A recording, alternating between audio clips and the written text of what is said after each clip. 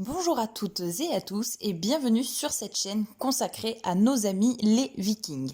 Mais pas n'importe quel Viking, ceux qui se sont dit que la Francie occidentalis, c'était rudement chouette comme coin. En France, les Vikings sont souvent associés à la Normandie qui leur doit son nom et au célèbre sac de Paris, mais beaucoup moins à la Loire qu'ils ont pourtant sillonné pendant près d'un siècle. C'est donc avec cette partie de l'histoire oubliée que je vais tenter de vous réconcilier. Mais dans cette première vidéo, nous allons tout d'abord dresser une brève introduction de ce charmant peuple qui a réussi l'exploit de traumatiser des peuples entiers, et ce, sur plusieurs générations. Qui étaient les Vikings ? Étymologiquement parlant, viking vient du mot norrois vik, qui se traduit littéralement par baie, c'est-à-dire une échancrure du littoral ou la berge d'un lac.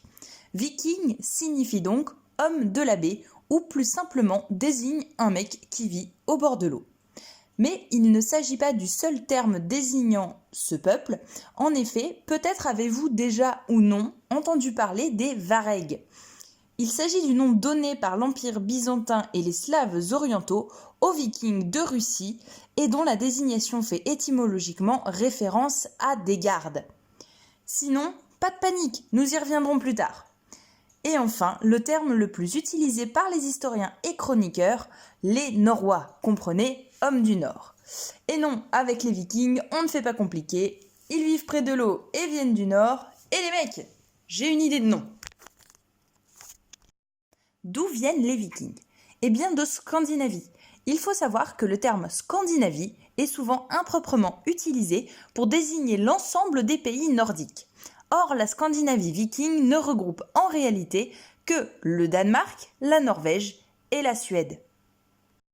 Les Varegs, quant à eux, sont des Vikings de Suède qui formèrent et gouvernèrent l'état médiéval de la Russe entre le 9e et le 11e siècle.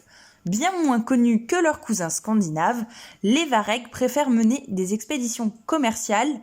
Bon, ok, avec un peu de piraterie et d'esclavagisme, mais le tout afin d'édifier des comptoirs fortifiés où Slaves, Baltes et Finnois se regroupent et viennent former des ébauches de petits États.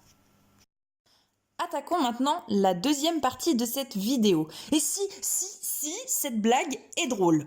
Pourquoi ces attaques ? Eh bien, nous n'avons malheureusement aucune certitude, les sources écrites scandinaves de cette époque étant rares et la transmission se faisant majoritairement à l'oral, mais deux hypothèses permettent de répondre à cette question. La première est que nous devons ces invasions à ce sacré Charlemagne. En plus d'inventer l'école, ce joyeux luron nous a même ramené des petits camarades pour jouer avec nous. En effet, souhaitant étendre l'empire carolingien à l'est, Charlemagne prit la décision en 772 d'attaquer les Frisons et les Saxons avec une grande armée. Il les bat et met fin à leur indépendance, annexant de ce fait leur territoire et créant un déséquilibre géopolitique dans cette région. En effet, la soif de pouvoir franc aurait pu faire peur aux Vikings qui auraient préféré prendre les devants et nous envahir. La deuxième hypothèse serait une crise démographique et juridique. On pense à l'augmentation brutale de la population chez les Norvégiens, la rareté et la médiocrité des terres arables, une violente dégradation du climat qui aurait pour conséquence de désargenter et d'affamer les populations. On insiste également sur certaines particularités juridiques. Le recours régulier à l'exil, accompagné de la confiscation de tous les biens, dont les terres ancestrales. Le viking est alors outlagi, c'est-à-dire hors la loi solitaire, le poussant parfois à prendre la mer vers l'ouest.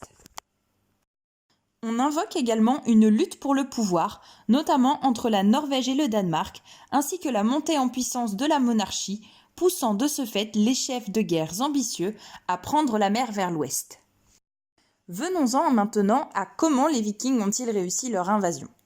Tout d'abord, l'expansion viking n'aurait probablement jamais eu lieu sans trois progrès considérables en matière de technique navale. L'adoption de la voile, l'amélioration de la quille, ainsi que la méthode de fabrication générale. Je ne m'étends pas sur le sujet car celui-ci fera l'objet probablement d'une prochaine vidéo. Retenez simplement qu'ils deviennent légers et maniables autant en mer que sur les fleuves et rivières. Enfin, les Vikings n'auraient jamais réussi sans un modus operandi, comprenez une méthode réglée au poil. Leur modus operandi s'inscrit donc en 3 phases. Phase 1, les pillages directs. On commence par une brève descente sur la côte même, puis on explore de l'intérieur à partir des estuaires fluviaux. Enfin, des raids sont envoyés à plusieurs kilomètres de la côte, exigeant l'hivernage dans un camp fortifié ou une cité prise. Notons qu'une cavalerie peut également voir le jour pour un déplacement plus fluide. Nous pouvons prendre l'exemple de Candé-sur-Beuvron qui aurait abrité un camp viking permettant à ces derniers d'attaquer Blois et Le Mans en toute impunité. Candé-sur-Beuvron est une petite ville du Loir-et-Cher en région centre située à environ 15 km de Blois. Sur cette carte, vous pouvez apprécier la distance en voiture entre Candé et Le Mans par autoroute. Imaginez-vous maintenant à cheval et dites-vous bien qu'entre ça et à pied, eh bien, le cheval, c'est génial.